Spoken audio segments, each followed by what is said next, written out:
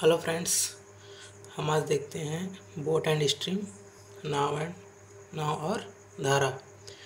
तो इस लेक्चर से पहले आपको थोड़ा नॉलेज होना चाहिए समय, दूरी और गति का, टाइम, स्पीड एंड डिस्टेंस का। लेकिन उतना भी ज़रूरी नहीं है उसका नॉलेज, क्योंकि केवल इसमें वही काम आने वाला है। आपको यूनिट कन्वर्ज़न अगर आता है तो फिर आप आसानी से इसको बना सकते हैं, क्योंकि इसका कॉन्सेप्ट और उसका कॉन्सेप्ट बहुत डिफरेंट है। ठीक है, तो हम आज स्टार्ट करते हैं नाव और धारा। तो चित्र में देख रहे हैं आप, नाव और धारा की चित्र दिया हुआ है। तो सबसे पहले हम बात करते हैं ऊर्ध्व प्रवाह और अनुप्रवाह पे।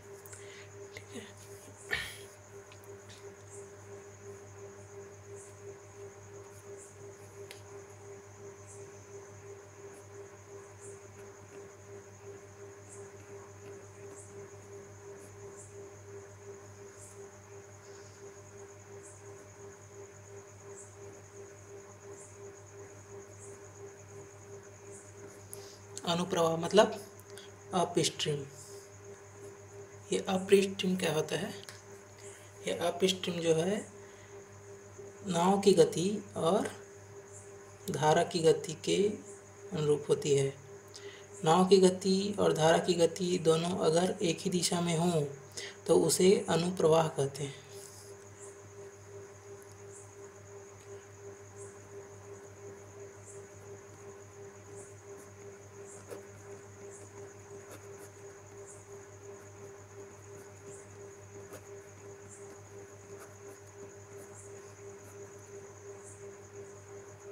अगर बोट का डायरेक्शन और स्ट्रीम का डायरेक्शन अगर सेम हो तो उसे अप स्ट्रीम कहते हैं। ठीक है, वैसे ही डाउन स्ट्रीम, इसे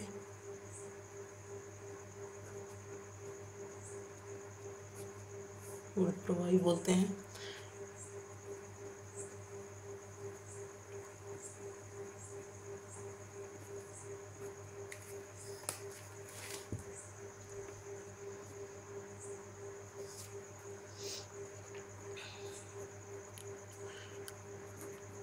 अगर नाव की गति और धारा की गति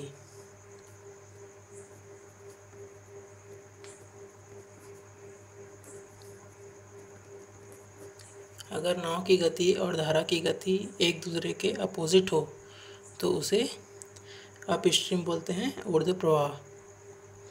ठीक है, और हाँ चलो ठीक है, इतना तो ठीक है। अब हम देखते हैं कि चालें किस प्रकार की होती है। स्पीड, नाव की स्पीड और धारा, यहाँ पे दो ही चीज़ की बात करेंगे, नाव और धारा की। तो स्पीड भी उसी से रिलेटेड है। स्पीड किसका किसका होगा ये भी डिसाइड करेंगे, और कितने प्रकार का होगा ये भी डिसाइड करेंगे। ठीक है,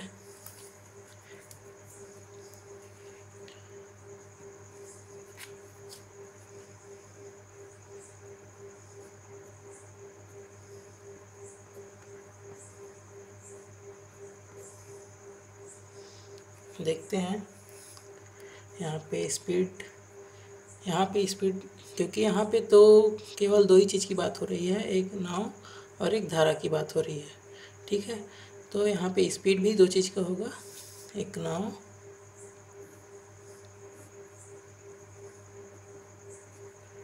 और दूसरी है धारा।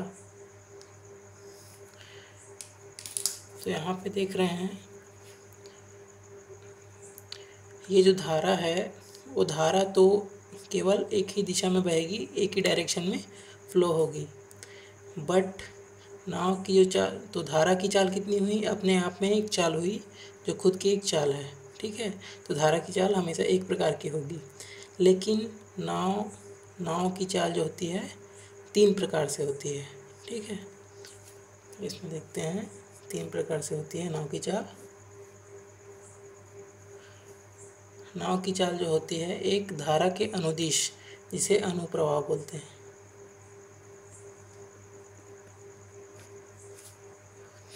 यहाँ पे नाव और धारा दोनों एक ही दिशा में होते हैं। ठीक है, जो हम बात कर चुके हैं अनुप्रवाह की, अप स्ट्रीम। और दूसरी प्रकार की जो चाल है, पहले प्रकार की चाल ये है, दूसरी प्रकार की जो चाल है जो है शांत जल में नाव की जो चाल होती है। ठीक है,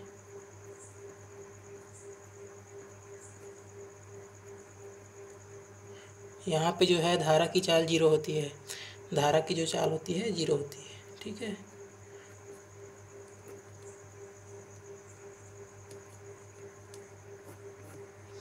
जो तीसरे प्रकार की बात करेंगे वो है ऊर्ध्व प्रवाह की।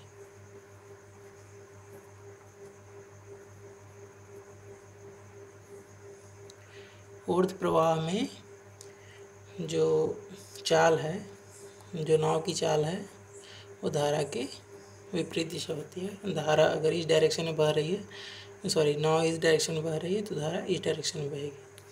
ठीक है, तो हमने बात कर लिया चालें की। अब हम देखते हैं कि इसके क्वेश्चन बनाने के इसके फार्मूले क्या हैं, और फार्मूला ना कहा जाए, इसे कॉन्सेप्ट कहा जाए। इसे कॉन्सेप्ट क्या है जिससे हम क्वेश्चन बनाते हैं इसके, तो उस कॉन्सेप्ट को डिस्कस करते हैं।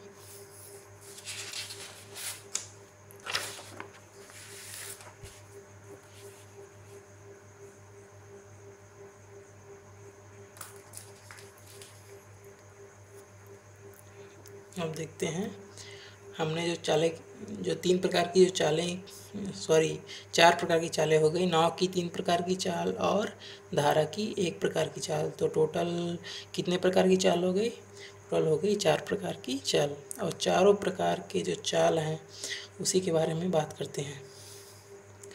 ठीक है, एक तो होता है अप स्ट्रीम,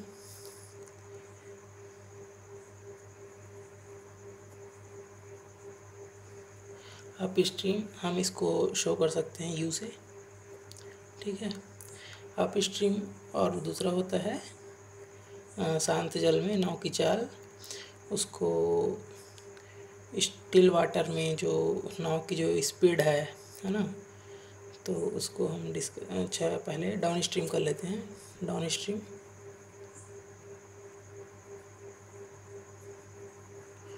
डाउन स्ट्रीम को आप शो कर सकते हो डी से। ठीक है, और स्टिल वाटर में, और एक वाटर की चाल होती है खुद की, है ना, स्टिल वाटर की खुद की, सॉरी, इस स्ट्रीम की खुद की चाल होती है एस, और हम एक वाटर की चाल होती है शांत जल में नाव की चाल, शांत जल में नाव की चाल। तो शांत जल में नाव की चाल जो होगी in still water, boat speed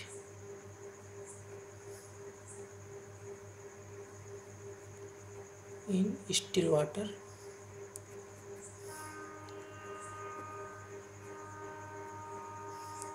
इसको हम शो कर सकते हैं बी से। और जो स्ट्रीम की जो स्पीड होती है एस, जो धारा की चाल है वो एस। तो देखते हैं, जो धारा की चाल है वो एस होती है ये,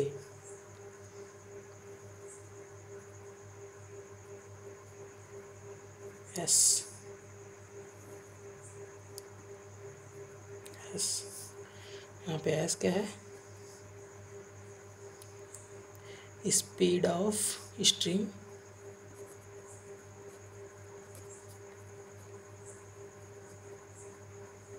या धारा की चाल।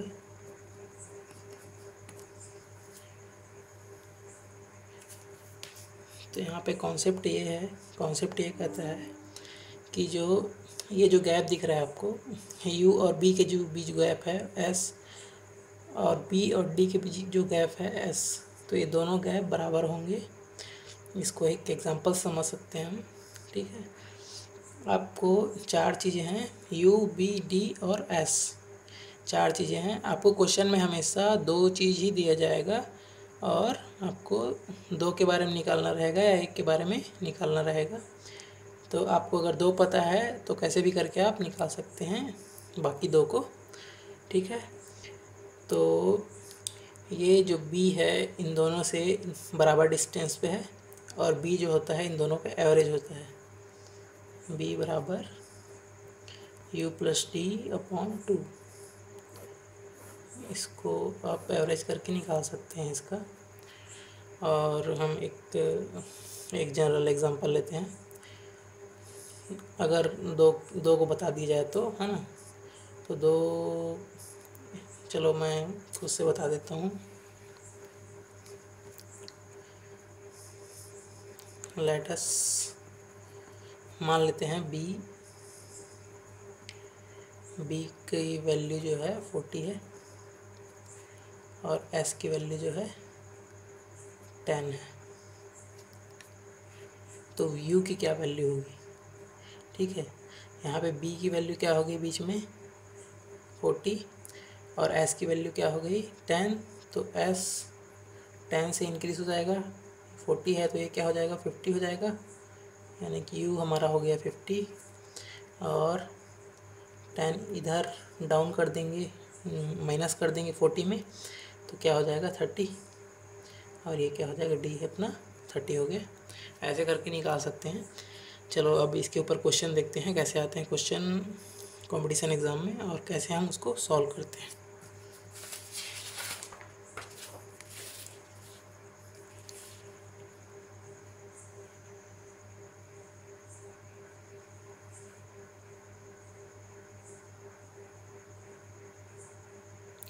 पहला क्वेश्चन क्या कहता है?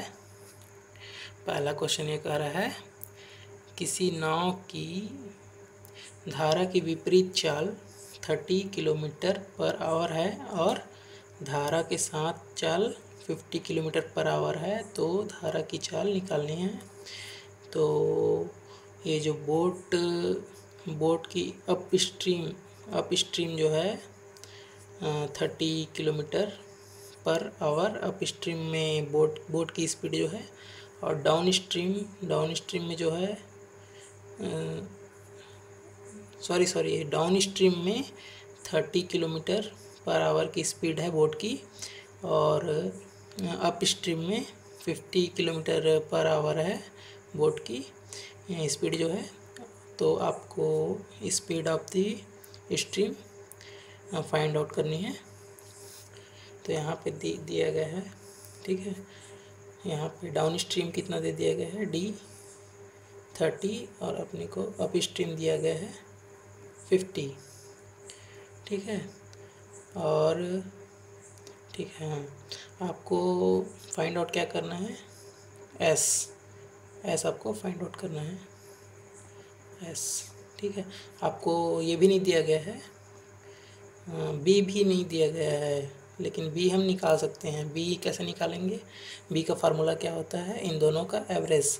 तो u प्लस डी अपॉन 2, तो u कितना है 50 और d कितना है 30, अपॉन 2 करेंगे तो 50 30 80 हो जाएगा, 80 को 2 से डिवाइड कर देंगे तो हो जाएगा 40। तो ये जो b है कितना हो जाएगा 40। तो s निकल जाएगा आपका। ये दोनों डिस्टेंस, ये दोनों गैप बराबर होता है। यहाँ से ऐसे डिक्रीज़ कर माइनस कर लीजिए 40 में 30, तो ऐसे भी निकल जाएगा 10, या 50 में 40 माइनस कर लीजिए तो भी 10 निकल जाएगा। तो हमारा s की वैल्यू क्या हो गई, s की वैल्यू हो गई 10। तो हमारा जो ऑप्शन सी है वो आंसर है।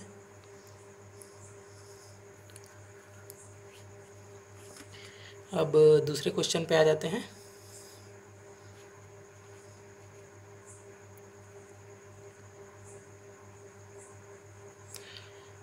एक शांत जल में एक नाव की गति है 9 किलोमीटर पर आवर और धारा का वेग है 3 किलोमीटर पर आवर। तो धारा के विपरीत नाव को 30 किलोमीटर की दूरी तय करने में कितना समय लगेगा? एक जो बोट है, बोट की स्पीड दी गई है आपको, स्टिल वाटर में बोट की स्पीड है 9 किलोमीटर पर आवर, और धारा का वेग मतलब speed of the stream 3 kilometre per hour, और धारा के स्ट्रीम के अपोजिट नाव को 30 किलोमीटर की डिस्टेंस को कवर करने में कितना टाइम लगेगा, ये पूछा गया है। ठीक है, तो अपना दिया क्या है, दिया क्या क्या है उसको लिख लेते हैं। बोट की जो स्पीड है 9 किलोमीटर पर आवर, बी दिया गया है 9 किलोमीटर पर आवर, और स्टिल वाटर वाटर धारा का वेग है ना, धारा का वेग कितना दिया हुआ है एस, स्ट्रीम की स्पीड जो है 3 किलोमीटर पर आवर दी गई है। और अब यहाँ पे डायरेक्ट नहीं दिया गया है, हम निकालना है पहले स्पीड निकालेंगे डाउन स्ट्रीम में, उसके बाद डाउन स्ट्रीम में फिर 30 किलोमीटर डिस्टेंस कवर करने में वो टाइम निकाल लेंगे हम, ठीक है। तो यहाँ पे देखते हैं कि डाउन स्ट्रीम कैसे निकाल, ये तो आप ऐसे ही निकाल सकते हो। बी दिया है 9 और एस दिया है, तो जो एस होता है डायग्राम के हिसाब से एस ऐसा बनेगा, एस बराबर 3। तो यहाँ पे कितना हो जाएगा, 9 में 3 माइनस कर देंगे तो 6, तो यहाँ पे डी आ जाएगा 6, ठीक है। तो डी का वैल्यू क्या हो गया 6 किलोमीटर पर आवर। और निकालना क्या है हमको, डाउन स्ट्रीम में बोट को 30 किलोमीटर डिस्टेंस तय करने में कितना समय लगेगा। तो देखो 6 किलोमीटर तो पर आवर में, एक घंटे में बोट डाउन स्ट्रीम में कितना कवर कर रहा है 6 किलोमीटर, तो 30 किलोमीटर को करने में कितना वो समय लगेगा देखते हैं। देखो टाइम स्पीड एंड डिस्टेंस का फार्मूला होता है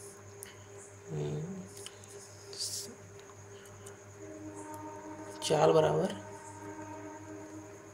दूरी बटा समय, speed equal to distance upon time. तो यहाँ पे चाल अपने कितना दी गई है 6, दूरी कितनी है 30, और समय कितना है, समय नहीं मालूम तो टी लिख देते हैं।